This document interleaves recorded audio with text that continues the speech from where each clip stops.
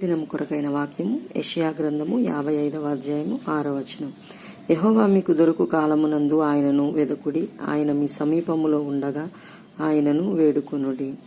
ఈరోజు దేవుడు మన సమీపంగా ఉన్నాడేమో, ఒక్కసారి మనం ఆయనను వేడుకుందాం.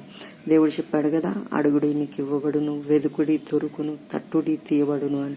మనం ఈరోజు ఆయన యొద్ద మనకున్న బాధలను, కష్టాలను బట్టి అన్నిటినీ మనం ఆయన ముందర పెడదాం.